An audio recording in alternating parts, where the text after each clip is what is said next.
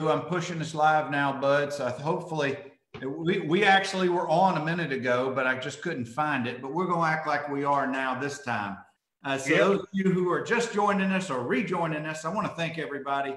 Another weekly episode of Conversations with Commodores. And I'm so pleased to have my former teammate and longtime friend, Gerald Boo Mitchell, on with us from the north of Atlanta area. So good evening, Boo. Good to see you, bud.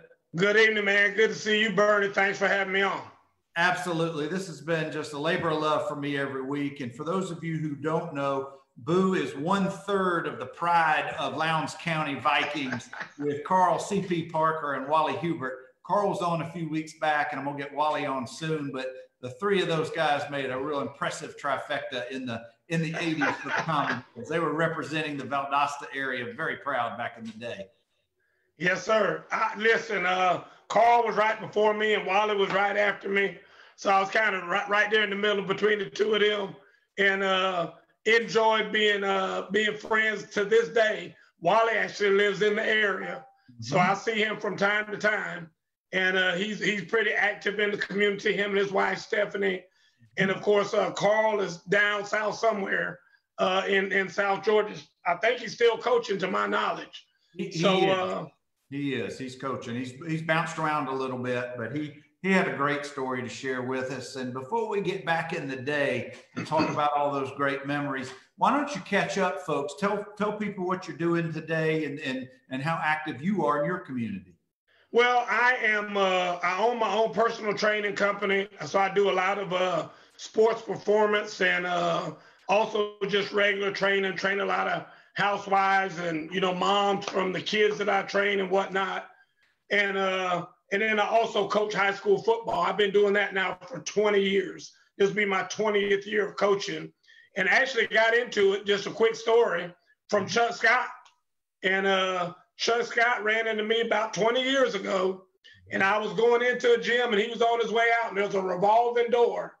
And we went around that thing about 3 times, trying to figure out how we were going to get to talk to each other. And when we finally talked to each other, one of the first questions he said to me was, "Where are you coaching?" And I said, "I'm not coaching anywhere. What do you mean?" And he's like, "Dude, all the gifts that God gave you and your knowledge of football, and you got a knack and a way of talking to kids, you got to be a coach." And I literally left that meeting and went to the high school that I was zoned for at the time, Berkmar High School, and became a high school football coach and been doing it ever since. Awesome. Now, do you train some of the student athletes who are at your high school or at other high schools in the metro area? I've trained so many kids, Bernie. I mean, it's not even funny. And also FBU coaching. I coach Trevor Lawrence, who is, obviously over at Clemson, the quarterback at Clemson. I coached him back in the 8th grade. We won the national championship for Football University, FBU. We won the 8th grade national championship. So I've actually been part of 3 teams that have won national championships through FBU. And so a lot of great players like Robert Cooper, who's just rated one of the top 10 defensive linemen in the country. He's down at Florida State. Matthew D. Hill, who's at Auburn and playing wide receiver. I think he's going to move to defensive back this year. So there's been so many kids that have come through. And then I also have kids like Bradley Roby, who plays for the Houston Texans. He was a first-round draft pick for the Denver Broncos. And I've been coaching and training Bradley since he was 9 years old. So I've had the opportunity to get my hands on and be a part of the journey for a lot of kids. Cameron Hayward, he's another one who, defensive lineman for the Pittsburgh Steelers.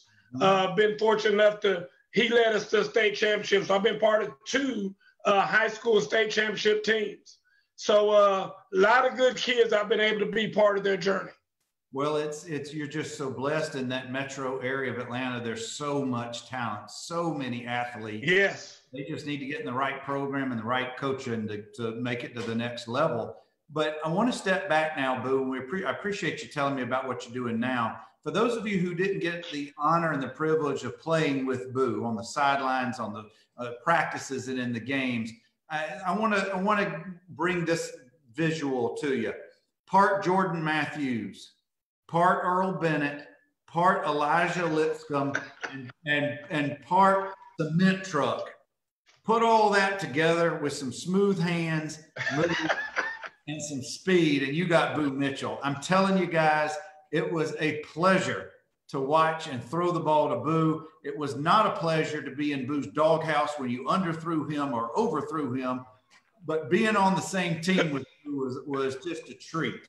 And we're going to get into a little bit of that in a minute, Boo. But before we do, I want you to talk to us. I want you to take us back to middle school. Okay. I want you to, where'd you grow up? How did you get to Lowndes County High School? How'd you get to Vanderbilt? Take us on that journey a little bit. I tell you what, I came out of Lowndes County, which is down in Valdosta, Georgia. And it's big down there. You can't make the mistake of somebody in Lowndes County saying they played at Valdosta. Because you just don't do that. That's like Auburn and Alabama, like Vanderbilt and Tennessee. You don't make that mistake of accusing somebody for that. So very proud football heritage down there. The Lowndes County Vikings went to Hayhira Junior High School. Back then, they didn't have middle school. We were junior high school. As a matter of fact, my class that went to Lowndes County High School was the first 4-year class ever to go through Lowndes County. Wow. So we were the first 9th grade class to be at Lowndes County High School. Mm-hmm. So, of course, Lowndes County High School, played with Carl Parker there. Carl was a year above me. Carl and I were kind of the dual threat, if you will, at wide receiver for our school. Carl graduated, went to Vanderbilt. I kind of took over the reins the next year. Had very successful careers. I think my high school year, we were like 8-2 or something like that, regular season. Lost in the first round of the playoffs to Tift County High School, who, won the state championship that year, et cetera, et cetera. So that was we knew that the winner of that game was probably going to win the state championship. I was pretty well recruited, had a lot of offers. My mama was big on academics.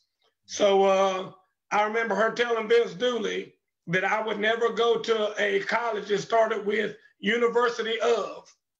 Wow. And I ran into Vince Dooley several times over the years, and he always reminds me of that story. He said, because I've never heard anybody say that other than your mother. Your mother said that to me, and I tell people that all the time, because he never heard anybody say that started with University of. So no University of Georgia, University of Florida, because she was a high school teacher, was one of the jobs she did, substitute teacher. Mm-hmm. And the rumor was all of those University of schools were just going to make the athletes major in PE or education and play football. And she didn't want that for me. She wanted more. So obviously I wanted to go to Vanderbilt because they were a very high academic school and they were in the SEC. And I wanted to play in the SEC. Tell me about this. Let's go back. Well, first of all, Mama laid down the law clearly. No doubt. She set the tone of where you were headed. And I'm going to get to your recruitment with Coach Mack in a minute. Your quarterback at Lowndes must have thrown for a gazillion yards. Did he ever play anywhere? Did he go anywhere? It was kind of a tragedy, Bernie, because that quarterback was a guy named Randy Gay. And Randy actually was one of the few people, I think, that actually started and got some playing time as a freshman, if I recall, back in high school. And, that was just really taboo back in those times. But I remember he got in a tragic car accident. And so he never really was able to realize his full potential because of that accident. It's not often that a high school quarterback gets 2 SEC wide receivers, one on one side, one on the other. So I was just curious about that. But I want to welcome, gosh, we got several folks rolling in, Boo. OJ Fleming, June Jakes. Hey, June. Hey, June. JJ. Chris Nixon, Derek Wilhelm, Larry Leathers. Thank you guys for stopping by. Of course, we're talking with Gerald Boo Mitchell, and we're starting to get into his recruitment a little bit. When did you decide in your mind in high school that you wanted to play in college, that was going to be a future for you? Well, Bernie, where I'm from, that starts off when you're in elementary school. You know, when you're in elementary school down there, you're grooming yourself and trying to figure out how you're going to be able to go to college. And of course, football is king down there. So the number one thing you want to do is be a successful football player and you know, go to college and play somewhere. And it's kind of either like, I'm either going to do that or I'm going to go work on the farm or I'm going to go work at the mill or whatever the case may be. So college is kind of a way out for guys down there. And that was my way out. I knew that early on that was going to have to be my way out. Well, when did colleges start knocking on your door and sending you letters and your coaches telling you about them? Bernie, that's so funny you asked me that question, because I try to explain to people, these kids these days, and I'm around them all the time, they want to start getting offers like when they're in the 8th and 9th grade. I mean, it's crazy. And there are colleges out there who are crazy enough to start offering kids like in the 7th, 8th, and 9th grade. I mean, it's absolutely insanity. So I try to make these guys understand, listen, son, you're a sophomore.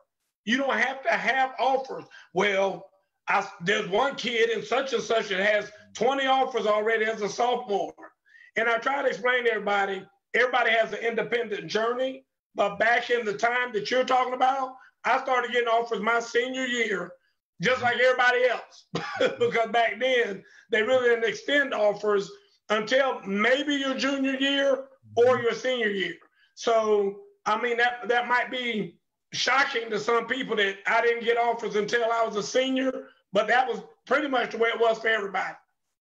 Just to have coaches back in our day, and I'm 2 years behind you, 2 years younger than you, back in our day, to have coaches to come just watch your games or stand on the sidelines to scout you a little bit, that was huge. That was a big, big deal. And whether you got to actually meet the coach or say hello, that was a next level kind of a thing.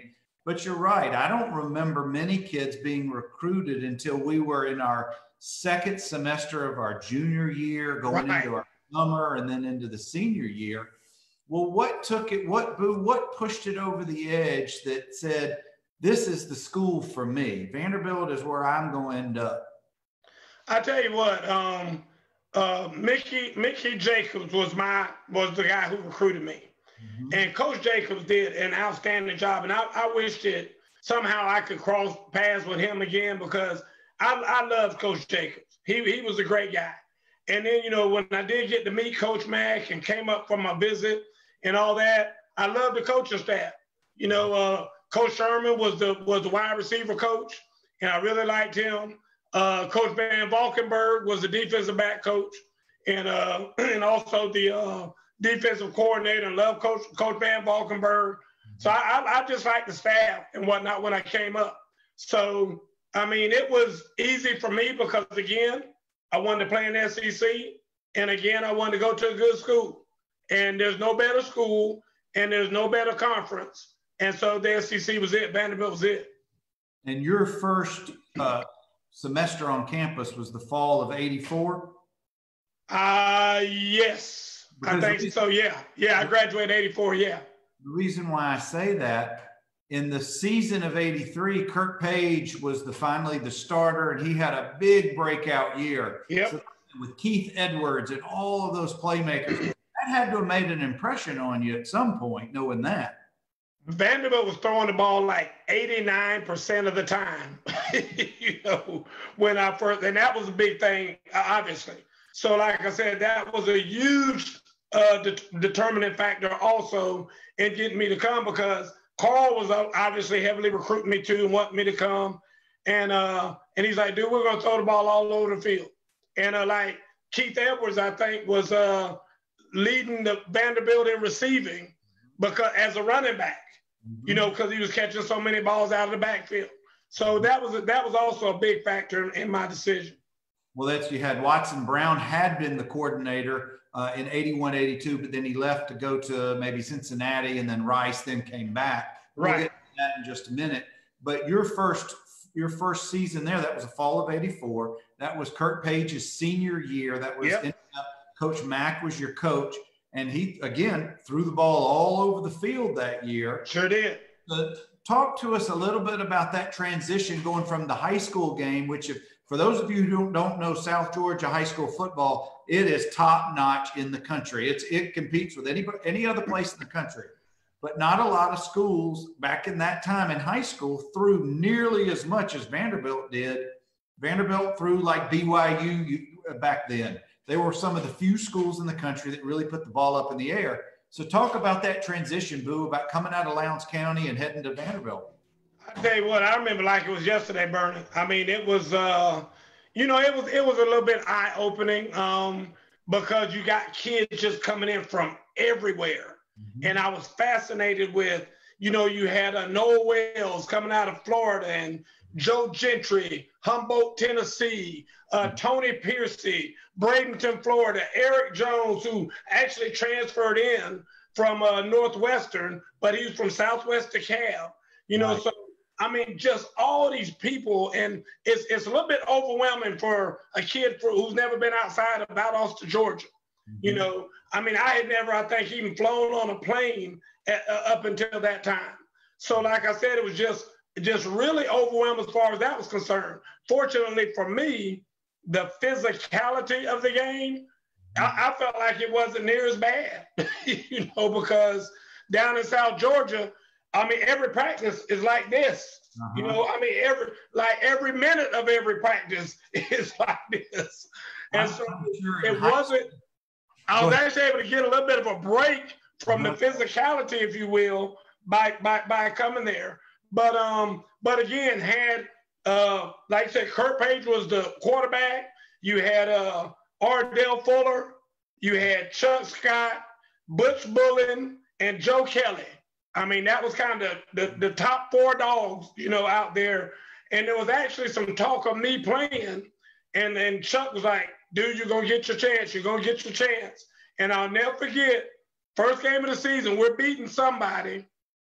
And beating them pretty good because the Coach Amity, who was our offensive coordinator, Lynn Amity, he came out of the box down onto the field. And he was on the field down there. And they were getting ready to put me in the game. And I was getting ready to run out on the field. And Coach Amity, tackled me to keep me from going out on the field.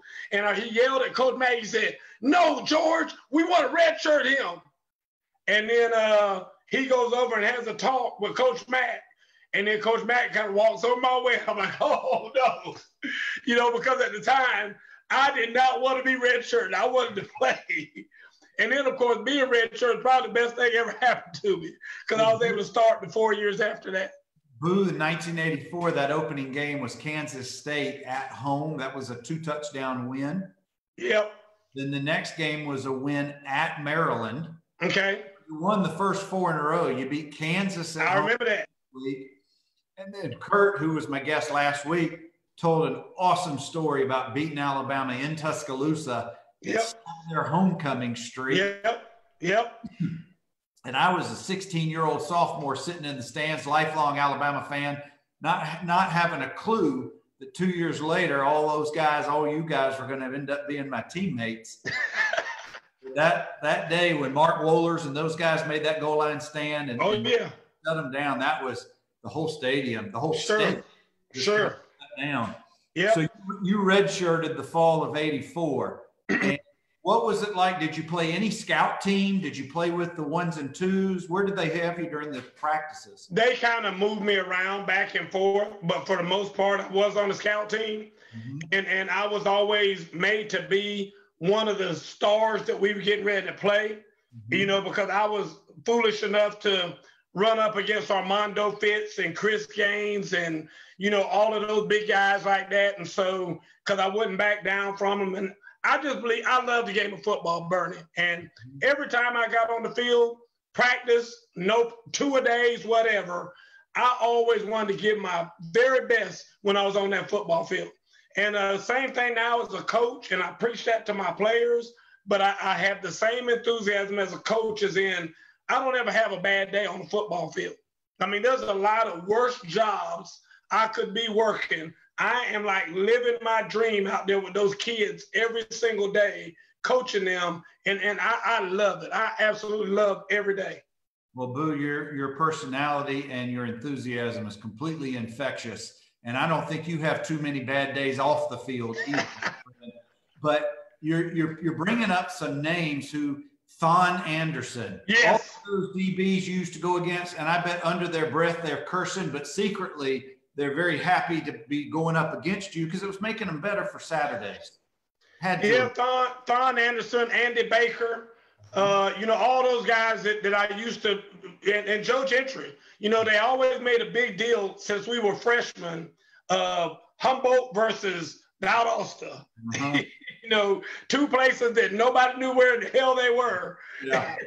So it's like we ended every one-on-one session with me going up against Joe, every day. And Steve Law, remember Steve Law? He's here in the metro area. Slaw Dog. So like I said, I absolutely loved it, dude. I love practice just as much as I love the games. I loved it. And for those of you who don't know, Slaw Dog is the pride of Athens Clark Central High School. Clark Central, baby. Clark Central, that's right. Boo, I don't know if I told you, but my daughter, who's still in college, she transferred to Athens this past year. And get out of here. Absolutely loves it. But we'll talk about that later. Now, did you dress out the rest of the season? Did they have you in the stands? What was because redshirting has changed over the years. There's no doubt. Yeah, and I had to go into the stands because after a certain period, I can't remember what it was. I went the first couple trips and whatnot. Then after that, I had to not go. And I just stayed back with everybody else, watched it on TV with everybody else, watched the replay at 10 o'clock at night on campus TV, if you remember how they used to do that. And so like I said, but I enjoyed it because I was there with all my buddies, the guys I came in with, Joe, EJ, Tony, Dante Ferguson, all those guys. So and it was still a great year for me. Well, Boo, who was your roommate? Who were your roommates your freshman year? Oh gosh, it was Byron. What was Byron's last name? He was Dante's teammate in high school. Whoever's watching this, what's Byron's last name? I know somebody here is watching this. I know. I'm trying to remember his last name. It'll come to me here in a second. Did you live in Lipscomb or did you live somewhere else freshman year? I don't ever remember living anywhere but the Towers, but I know that's not right. I think that we lived in some other dorm, and then we moved over to the Towers our sophomore year. Well, my freshman year, the fall of '86, we all lived in Branscombe, in that quadrangle near Memorial, and then the last 3 years we lived in Carmichael, or some guys moved off campus. Right. So hanging out with those guys, did several of them also redshirt who came in your class, or did they? Most of them. Most of them. I think the only one that didn't redshirt our freshman year was Everett Crawford. I think Everett played, and I don't think anybody else played that year other than Everett. Everett, the pride of Huntsville, Alabama. Huntsville, yes, sir. That's right. Well, and I think he lives up here somewhere too. I need to locate him. I don't know if he's on social media, but we need to get him, and I want to talk to EJ as well. Yeah. Well, you said Derek Wilhelm was watching. He lives up here. He's one of my buddies up here. Now, we connected, and I'm the vice president of the Gwinnett Football League, which is one of the largest youth football leagues in America. And Wilhelm he volunteers over at Archer High School's their youth program facility. Excellent. Well, thank you, Derek, for spending a couple of minutes with us. JJ said, going back to the recruiting, she said a lot of kids get letters. That we are watching you and complete this questionnaire. Then they tell people they've been offered. So they kind of embellish it. I see what you're saying, JJ. Just because you get a questionnaire, that doesn't mean that you're on their radar to be recruited just yet. But absolutely. It's an ever-evolving process. But I want to stay back in your freshman year in '84. You're watching the team. I know that you're just itching, just dying to get on that field. And if you look over my shoulder, guys, obviously I'm not at the stadium, but it's a virtual picture, a virtual background. But it's back in the day, if you remember, it was that awful turf. And so many injuries, the turf. In fact, I want to say Everett may have gotten his foot caught in one of those seams in a practice, if I remember correctly. I think he did. But did you play on natural grass or turf at Lowndes? Oh, at Lowndes, it was natural grass. Dude, well, if we ever played on turf, we thought we were like in the NFL. I mean, we never even had seen, a turf field before. Well, in the 80s and 90s, well, 70s, 80s, and 90s, turf became really the thing to do because it was, I guess, cheaper. It looked nicer. It didn't tear up. Right. I want you to talk about the difference. Being a wide receiver, running those precision routes, running those deep ball routes. What's the difference in somebody on natural grass versus somebody on turf?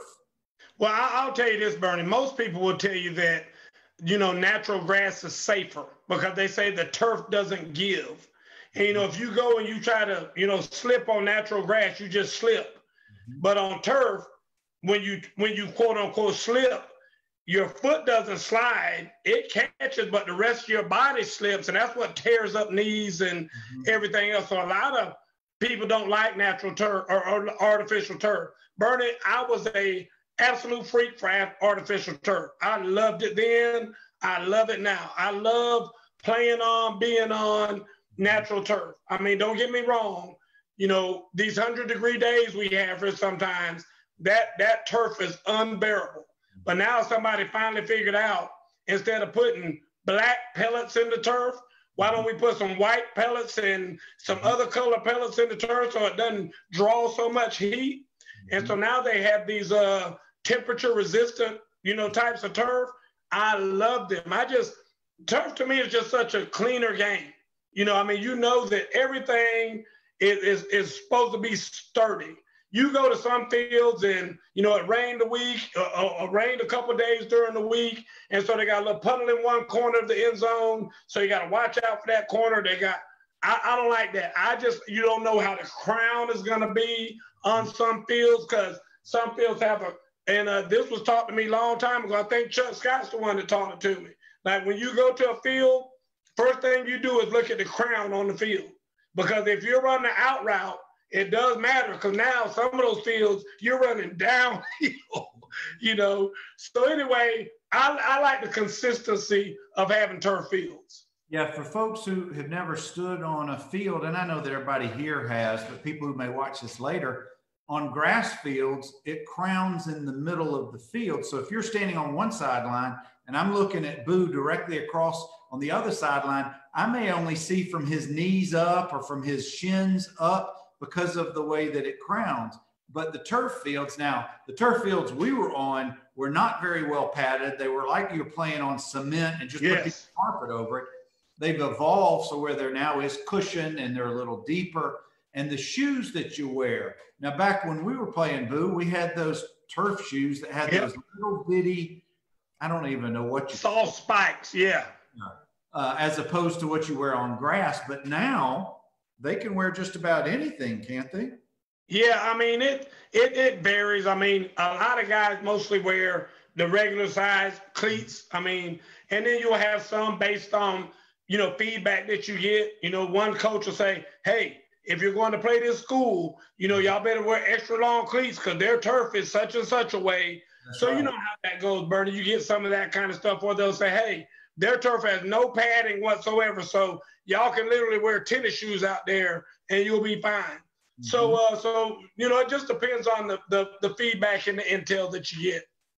Well, let's jump back into your Vanderbilt days. The season of '84 is over. You're in the workout years. The workout months. I think maybe Coach Bates had come on by this point. I can't remember when he started. Was he still there in the fall or the winter of '85 winter of '84 going into '85? That would have been your freshman year. I want to say my freshman year, we still had Doc Crease. And then after that is when Coach Bates came along. And I still speak highly of both of them. I love Doc. I loved everything about Doc, as well as I do. Bernie, Doc was kind of a throwback, kind of that old Bulgarian, power lifter kind of a guy. Yeah. But Doc was always fun. Doc was hardy. Then all of a sudden Bates comes in. Bates was a little bit more intense than Doc was. Well, when you play safety at Michigan and you're all Big Ten, and there you go. He came in with some interesting things, and we're going to get to that in just a second. But I want to take you back to your freshman year, going into the spring of '85, into the spring training. You're no longer under red shirt. It is Boo's time to see what he can do. Kurt had already graduated. New quarterback. Mark Ratcher. A lot of new players coming in. You had Mark Ratcher with a big arm. You still had Coach Mack.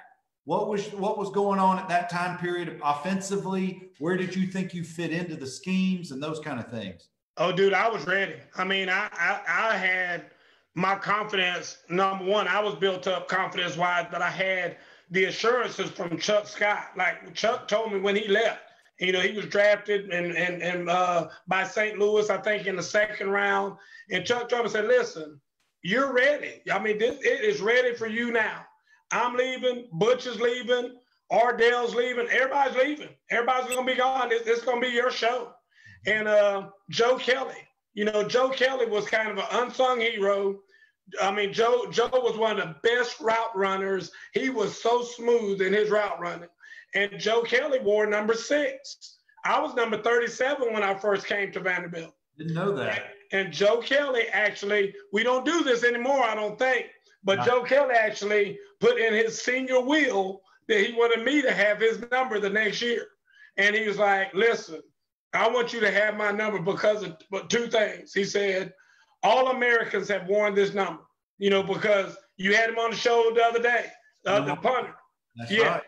And so, like I said, he's like, all Americans have worn this number. And I know in my heart, you're going to be an All-American one day. And he said, besides, I don't want to come back next year and see my jersey sitting on the bench. so I moved over to number 6 because I just felt like that was such a big honor for him to say that he wanted me to wear his number. And so I took the number 6. Well, I had to wait 2 years for CP to get out of there so I could get my number. But anyway, so we're going into the summer the summer and then the fall of your sophomore year. You got Ratcher behind the center. It's you and maybe Carl. I don't remember who the other receiver was in fall of '85. Oh gosh, I can't remember either, to be honest with you. I can see his face, but I can't say his name right now. That's all right. It'll come to us in a minute. But it's you got Coach Mack, and it turned out to be Coach Mack's final season at Vanderbilt. And what do you remember about your progression as a ball player, as a leader on the team? What was going on in your thoughts, your mentality at that time? I just remember that, and it's a shame. I think that year was highlighted more about Coach Mack leaving because there were so many rumors going on. And I remember we were having like meetings, players were meeting together and talking about it and talking about all the rumors that were going on. I remember Mark Whalers, leading a bunch of those meetings saying, dude, I'm telling you, Coach Mack, this is his last year. I'm hearing this and hearing that. And I wasn't used to that, but there was really a lot of that kind of stuff going on. And I do remember one of my best games I ever had. I think we went and played Kansas at Kansas, and Ratcher and I hooked up, and I think I wound up having like 180-something yards receiving. And I think that was kind of my highest amount in one game throughout my career. Well, I'm pulling up the results from that season. And Boo, the season opened up, let's see, beat Chattanooga at home. Yeah. 7-0, then went to Kansas and got beat pretty good that game, 42-16 in Lawrence. And I think I had a monster day on that day.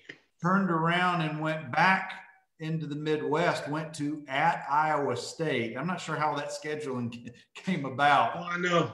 But then had a victory at Tulane, tied Georgia that year, 13-13. Yeah. Beat Kentucky, lost to Tech, and then lost to Tennessee. Right. And so that was your sophomore year. That was the season of '85. What was it like? In the mid '80s on the Vanderbilt campus, there really wasn't a lot of diversity. No, not really. Of skin color. Right. And the majority of the people who, and when I got there in '86, they were mainly, if you were of African-American persuasion or any non-white, you were an athlete of some. Yep. Pretty much. Do you recall that being part of the environment at the time? I'm not trying to say that there was problems. I'm just from an observant standpoint. But yeah, I mean, we knew that going in. I mean, most of us knew that going in. Byron's last name, by the way, was Talbert. Byron Talbert. I knew it would come to me. But anyway, I was going to say, Byron and I talked about that on the phone before we ever even met each other. You know, before we actually physically saw each other, we were like, well, do you know there's going to be very few people that look like us on this campus who aren't athletes. So I think at the time they said it was like, I don't know, it was a very small percentage, but I want to say it was like 4% or something. I mean, it was ridiculous. But we also knew that around us in the surrounding community, like where I met my now ex-wife, was over at Tennessee State University. And then my brother actually went to medical school at Meharry Medical School. So one of my brothers was actually in town for part of my tenure at Vanderbilt and whatnot. And so, like I said, it's not like we didn't have places we could go or people we could, you know, intertwine with or whatever. But I was very proud to say that I thought the Vanderbilt community embraced us. You know, I had very many friends of different nationalities, different origins, whatever, different ethnicities. And I was able to kind of just gel and get along with everybody. You know, sports has just, there's so many examples of that throughout the decade. Sports just has a way of bringing people together. And in the fall of, or the signing class of '88, I had Corey Harris on the other day, and I've interviewed Bragg, and they're part of the Fellas is what they called themselves. Yeah. 10 African-American guys who came in one recruiting class. And I think that was probably unprecedented for Vanderbilt recruiting. I know that now that it's not nearly an issue as it's been the decades past. And I'm very proud of how Vanderbilt handles all of that. But I know in the 80s, it wasn't that way. And in the 70s, it wasn't that way. Right. I didn't know how much it was on your radar. And again, I know that sports can do some healing, but still, when you have to go to Tennessee State or Fisk or go off campus really to meet up with other folks, it's not a true college experience like others may have enjoyed. But the thing about it is, Bernie, is that we had an outstanding group of young men like Corey. You know, Corey and Eric Jones and a bunch of those guys, they got the Kappa Alpha Psi fraternity, going over there. You know, you had Henry Beelan, who I'm still very good friends with to this day, and a bunch of other guys got the Omega Psi Phi's going back on the campus there. So it was a group of young men who were activists and active, and they were like, listen, let's turn this thing into what it should be. And that's why we never really felt some of the sting that you might have thought we would feel from being in that situation of being such a minority at the school. Well, I still have vivid memories of going to step shows on campus and over at Tennessee State. That was just man. So fun. Oh, yeah. But Watson Brown comes in the fall, winter of '86 after that. And I was part of his first recruiting class. So was Wally Hubert and many others. And he came in so very late. He came in during the off season. He was way behind from a time standpoint from a recruiting. When did you first meet Watson when he came on? And what were those first meetings like on campus after Coach Mack had departed? I tell you what, Coach Brown came in and there was definitely a different feel. Coach Mack was also, again, a little bit more laid back, than Coach Brown was. And Coach Brown was just intense. And Coach Brown was just, had that grit and just, was hell-bent on winning and that Vanderbilt can win just like everybody else can. And I love that about Coach Brown. I absolutely love that about Coach Brown. And Coach Brown was fun to play for. He was a hard guy. And I think there were times he and I kind of ruffled each other's feathers some. But at the end of the day, I have the utmost respect. And I talk about Coach Brown as much as I talk about my high school coaches and everybody else for what he, kind of the part he played in forming me who I am today. Well, I want to I want to take you, I bet you don't remember this, but I sure do. And I've got video that I'm going to share in this group and show you. In going into your senior year, which would have been me going into my sophomore year, that spring, we had the black and gold annual game held in the stadium. Yeah. And friends were invited, and I had a bunch of people come up, friends and family. Mr. Phil was our coach. I don't remember who the head coach, may have been Coach Schmitz, I don't remember. But halfway through that, Christopher had you and me run the snake in the grass play. I remember that. And for those of you who don't know what that play is, Boo, do you remember how it was executed? Do you remember Absolutely. that? I hid out over at the sideline, kind of ducked down like I was tying my shoe. And nobody knew I was still on the field. They thought I had gone off the field. And then you snap the ball, and I take off running wide open, and you throw me the ball. We went up and scored a touchdown. Yeah, but what did you do before you got into the end zone? I dove, did a somersault. You sure did. You sure did. Well, I thought that was just the greatest thing ever. Christopher looking across the field saying, "We got you."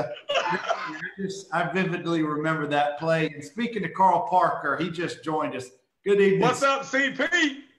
And Greg Smitty is joining us. Big Smitty. Yeah, Big Smitty. I know Big Smitty. Good to see you guys.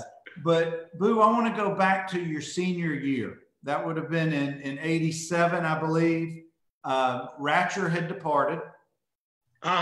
This time. You got Gromos, you got Tim Richardson, and you got EJ all fighting for time. Right. And I know that you and EJ were very close. Eric's one of the best pure athletes, quarterback or whatever, that I had. No doubt. One of the smoothest, nicest guys.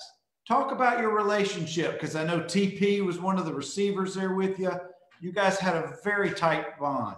We did, and we still do. I mean, we don't see each other as much. I talk to Tony a lot, you know, because Tony was my roommate on the road and whatnot. So Tony and I have always been close. But I actually named my first son after the three of them. So my son's name is Anthony Eric Joseph Mitchell. Now, he goes by BJ for Boo Jr., because that's what we've always called him. But his legal name is Anthony Eric Joseph, after EJ, Joe, and Tony. So anyway, but like I said, we have, I mean, I have so many fond memories. I could start talking now and talk for the rest of the year about all the stories I have about those guys. Well, because I've been warned to keep this about PG-13, I'm going to open this up. I'm going to let you share whatever memories that you want to talk about, good memories or bad. I want you to tell us a little bit about some of your favorite places on and off campus to get away from football, maybe your favorite place to eat around there. Just I'm opening it up to you, Buddha. There was, I mean, you know, back then we didn't have a whole lot of money. And so, you know, that we studied late at night. And the only places we could go at the time of night we wanted to eat were either like a Waffle House or an IHOP, because they were 24 hours back then, or you'd have to go to like White Castle or Crystals.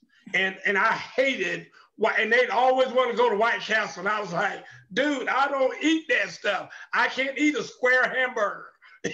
Well, that was so cheap. I know, and exactly. You get a bag full of them for $10, and you can feed like 40 people with $10 by going to White Castle. Oh, can I tell you, Boo, because I had a car. Yeah. I was one, and I just got to the point where here's the keys, just bring it back. Dude, it was terrible, but we always had fun. I'm gonna tell you and it's a shame to say this. Joe Gentry had claustrophobia like nobody I've ever seen before. Number 13, huh? I can tell you so many stories about how, and I don't know if you remember this or not, but in Carmichael Tower, if somebody left their key in their door, you could turn it like a quarter turn and it would lock them in their room and they couldn't get out. And so Joe had a bad habit of leaving his key in his door, and we would do that. And then Joe would like be hanging out the window trying to breathe because his claustrophobia would kick in. And so I was always the prankster. And so Joe would get locked in his room and he would be on a death hunt looking for me because he thought I was the one who always did it. So we would have so much fun. I mean, just doing pranks and stuff on each other and doing that kind of stuff. It was a lot of fun. Boo, one of my favorite memories is in Carmichael Towers on a Saturday night after one of the home basketball games. Somebody had their stereo system turned up to 12, and parties on the hall, the entire hall. And if you guys remember the way Carmichael Towers, it's that square, then you had a big room out in the middle of the study room, whatever that was. And then each of the corners were really singles for the upperclassmen. But somebody would set up a bar, somebody would set up their system. Oh, no doubt. And you could hear that music up and down West End, and I just knew it was time that was crazy nights. That was fun memories for me. Crazy.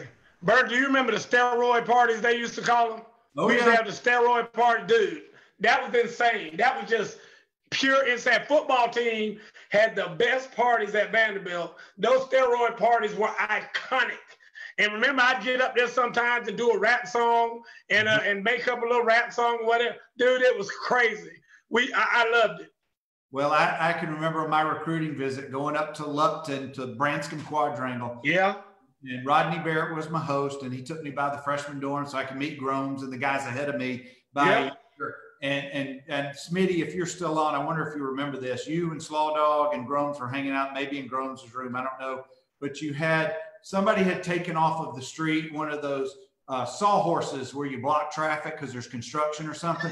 In the middle of the hall, there's a police light going, the music is blaring, and I'm thinking, and these are going to be my guys in 3 or 4 years. But it was fun memories for me too. But Boo, let's shift back. We got about 10 more minutes or so, and I could talk to you all day, but we got stuff we got to do. I got you. Smitty says, Boo was a fierce competitor and one of the nastiest blockers. Utmost respect. Amen to that. Amen to that. I appreciate that, Smitty. I tell you what, the offensive linemen used to invite me to go eat with them in their weekly meal because they said, you block as much as we do. Yep. Boo, talk to us about your senior year. It's your final year. And I don't know if you had aspirations of playing the next level. At the time, it was either CFL or NFL, not like all the leagues that have rotated through. But what was going on with you? Were you hearing from anybody scout-wise? Did you even think about those things at that time? I really didn't. I mean, there were a group of fans, and I don't even know who they were, who thought quite a bit of me because, they made that poster of me. And I didn't even know I was even in the running to break the SEC record. I had no clue because those things really didn't mean anything to me. I just wanted us, Bernie, like you did and like so many did. I just want us to win. Mm-hmm. You know what I mean? And it just kills me, when I think about it because we really had a lot of talented guys on that team. And, we were in just about every game we played. I mean, if you look back at that year, I know we lost to Georgia. I remember Johnny, who was our field goal kicker? Clark. Johnny Clark. He missed like a 23-yard field goal. And if it wasn't for that, we'd have beaten Georgia at Georgia. You remember that? I mean, we were beating, we lost to Ole Miss, I think, 49-46. I mean, some kind of crazy, incredible game. But we were a good football team, and we just kept losing by these we might have had, I think, maybe one blowout that year somewhere. We were just outclassed and they beat us or whatever. But for the most part, we were a good football team. I think we barely lost to Tennessee.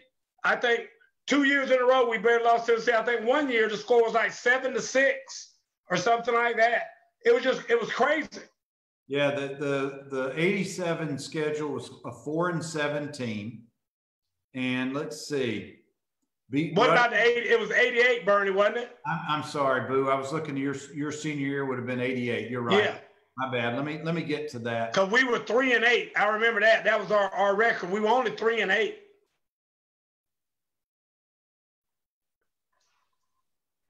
Here we go. All this dead air time makes for good conversation. Let's see.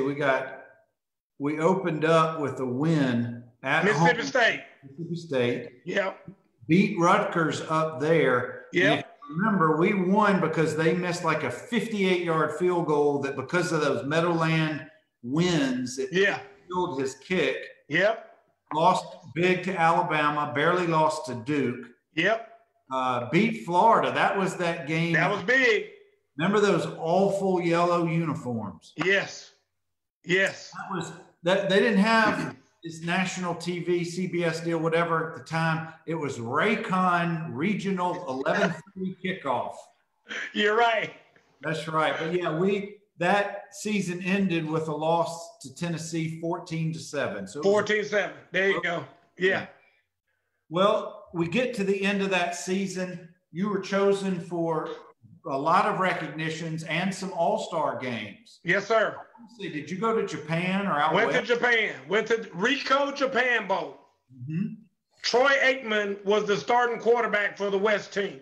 Well, that's what I was going to ask you. Who were you playing with? Yep, I was playing with our team captain was Derek Thomas from Alabama, and his coach Bill Curry was our coach, and I started a relationship with Bill Curry then.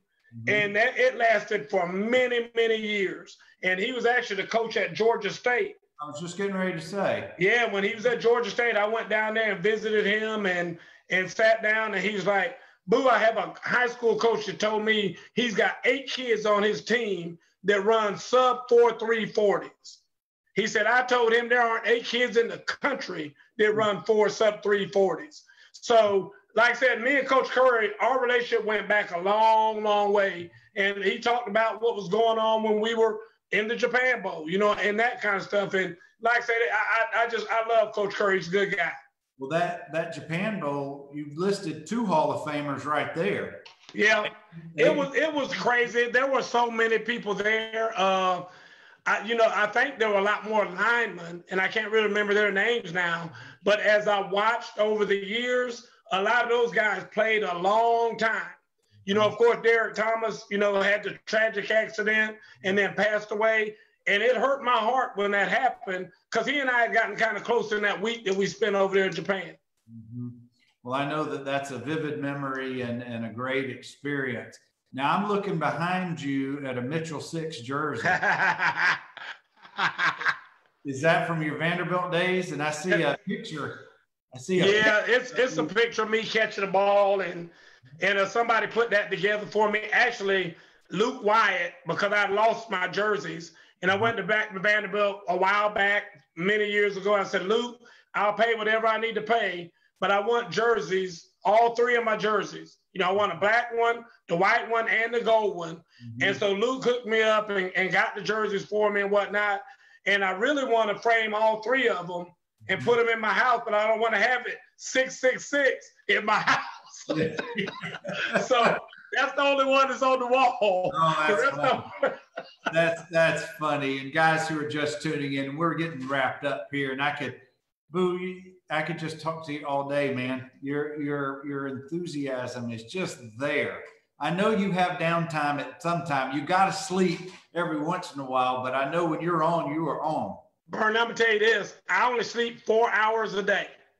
And I have done that since Vanderbilt because Vanderbilt taught me that because that's really all the time I had to sleep.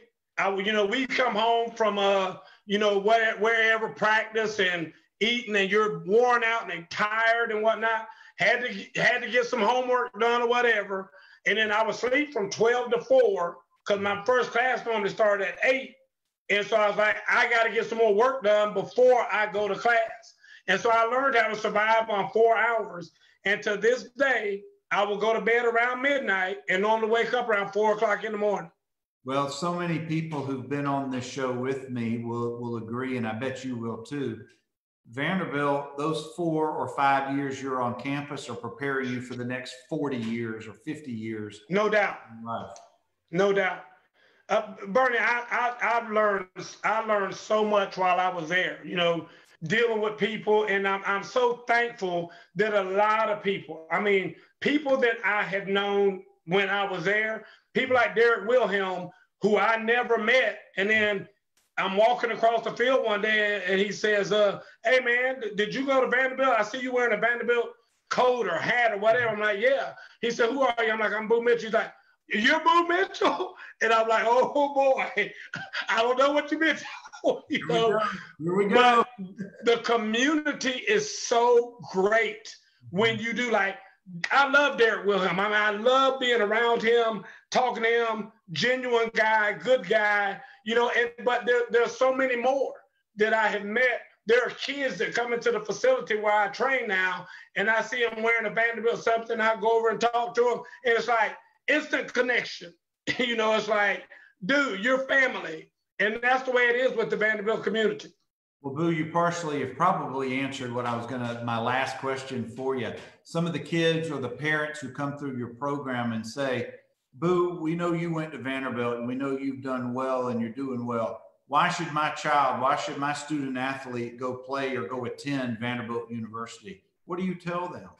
I'll tell them, and I stole this from James Franklin when he was the head coach there. And Coach Franklin and I got to be real good friends, and we still are to this day. But I took some recruits up there that he asked me to bring and whatnot, and trying to get them to go to Vanderbilt. And I sat in the little lecture hall to hear his rah-rah talk to him or whatever. I just want to see what he was going to say. He had me so burning. I was trying to see if I had any eligibility left.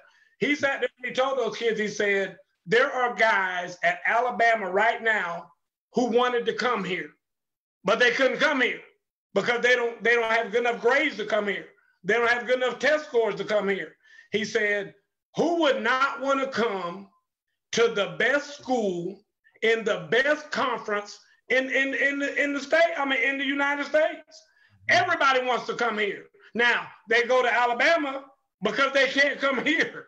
You know, they go to Tennessee because they can't come here and they want to work for the people who do go here. But at the end of the day, I mean, he had me so far, and that's what I say to people all the time. Why would you not want to go to the best school in the best conference in America? Why? Why would you not want to do that? That's where you want to go. And then I talk about how you never meet a stranger. I talk about how, you know, I'm seeing you now, Bernie. We hadn't talked in 20 years. And like you said, I can sit here, if we were at a bar somewhere, we'd probably shut the bar down tonight because we would just talk all night long. Because it feels like family anytime you're talking to somebody from Vanderbilt. And I love when I get a chance to talk to Tony. I talk to Rod Keith. I talk to Rod Keith all the time. And I'll call Rod and he'll say, what's up, Deanie? And my son said to me for some one time, why do they call you Deanie? So I love it. I love that. And dude, I'm a Vanderbilt man through and through. I love it. I love it. Awesome. Guys, you can't hear it any better than that man right there. Number 6, Boo Mitchell. Boo, I want to thank you, my friend, for coming on Conversations with Commodores.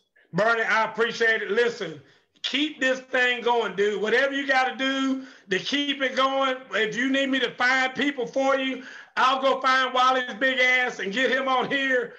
Dude, keep this thing going. It's a good thing you're doing. I appreciate it. I will, and thank you, Boo. It's like I said, it's a labor of love. On the announcements part of this group, I put the lineup coming up, and I think we're booked up through about mid-June, but I'm still looking for many more names. So absolutely. Yeah. Come on. Dude, I love to hear the stories. I love hearing the stories and the experiences that people had. Things that were going on, and I was there and I didn't even know about, you know? So like I said, man, keep it rolling. Will do. Guys, y'all have a good evening. Please be safe. This pandemic is not going to last forever, but you got to be patient. You got to be smart. You got to just listen to your leaders in the community. Listen to your common sense. We're going to get back after it. College football season is going to be here, hopefully in some form or fashion. We hope. Amen. But guys, anchor down and y'all have a good night. Bernie, have a good one, man.